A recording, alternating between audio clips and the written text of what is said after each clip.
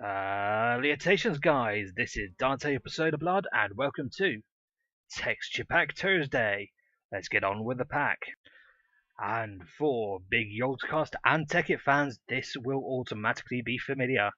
This is Sphax BD Purecraft 1.5.2, particularly the 1 to 8-bit version. Getting straight on with things, the brick ship house is looking a bit dodgy there. If bricks were laid like that in real life, you'd be firing your builder. Now, heading through those lovely doors, we will find everything we need. Now, we will note the dial is definitely working in this clock and on the compass. For those that said it was my fault, I have not changed any of my settings. It is just working with this pack. Now, here we have our dispenser, dropper, and our hopper here. Looking into the furnace, we'll note a lovely wooden interface here with the vector pentagons you would expect on a vector-based pack. We have our cauldron here and our disc player, our jukebox. Now, looking at the chest, you can see there is a small red mark denoting the trap chest, and clear glass, no marks at all, with connective textures. Just a note, there are no red marks on these chests, and some lovely angular notes coming out there. I absolutely adore this ender chest, but it's quite plain inside. The damage here comes in those familiar pentagons now, and clean there. Slightly strange and scary picture, and as we said, it's very Tekkity. This is the workbench. You can see the grid pattern there.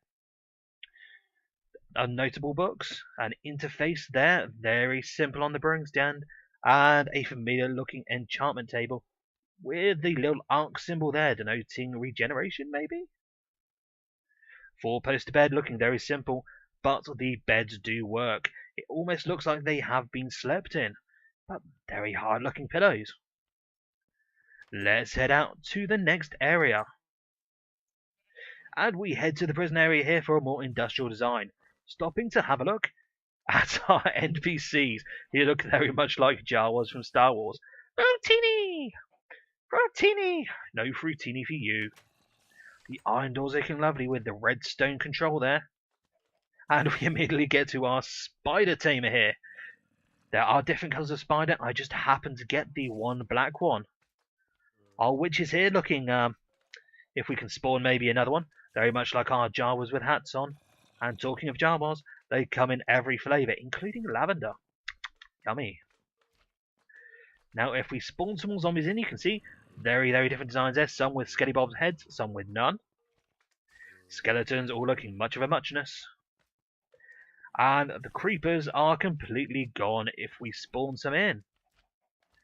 Apologies here, I did do some preparation work. You can see all the flavours of the rainbow. The pictures here looking delicious here. As you can tell, we have lots of different ones. People riding pigs, hugging creepers, never a good idea. And some very ominous occult looking pictures there. Heading up on this rickety ladder, we will see today's flavour of slime is spearmint. But that picture ball stands out. There is a good variety in this pack. Almost dying as we leap off our building, we're going to head to the animals.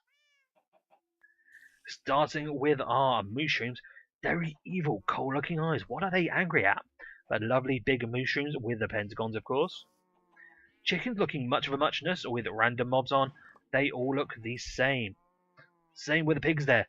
Although these little pigs are delightful. They look angry and slightly tired. Again, the sheep who have moved paddocks, definitely wondering what's going on or why we're bothering them. And the cows, again, identical. You would have thought with the bad mobs looking very random, they'd have done something with these, but all very samey. Derpy squid being derpy, we're going to move along to our veg patch. Okay, our pumpkins, one eye bigger than the other, looking surprised, and no expression on our melons, fortunately. We'll say the lily pads, being those pentagons, do look they just look right. I don't know why. That's all my opinion there. Coming to our trees. The leaves are very distinctive. I absolutely love these this needle-like pattern on the spruce over here. Wood, simple pattern, very simply marked. I'm not going to go through all of the individuals, but you can see the forest to desert transition there. That's oak. We're here to the spruce. As you can see through that, but it's a lovely mix of leaves. We've got a jungle here. You can see the lights coming through, the light pattern. And again, a lovely transition here. And the tiger tree, then the veritable birch, with still with the stripy pattern, but very subtly done. Now we're going to take actually we're going to quickly jump over the kennels. Sebastian, looking lovely. He's not going to face us. Darn you, Sebastian. And Alita, looking very much like Postman Pat's assistant. Now let's head to the Cave of Wonders. Very lovely, bubbly looking wall. But here are blocks again. No coal block here, but looking through, there's a vast array. Very lovely, but very simple looking with our arc symbol on our emerald here. What has emerald to do with regeneration? I have no idea. Maybe it's the heart of the cards. Okay, mossy cobble and mossy stone really standing out. But we're not going to spend too long dwelling, of course, torches being very much the medieval type. Okay, having a look at our pistons. Again, looks as if a ghost has gone through it, but flick, flick, flick. Do love the connections between each piece of the piston there. Not going to activate the dynamite, but you can see all the individual sticks with their little ignition stalks there. And elevator looking at redstone lamps.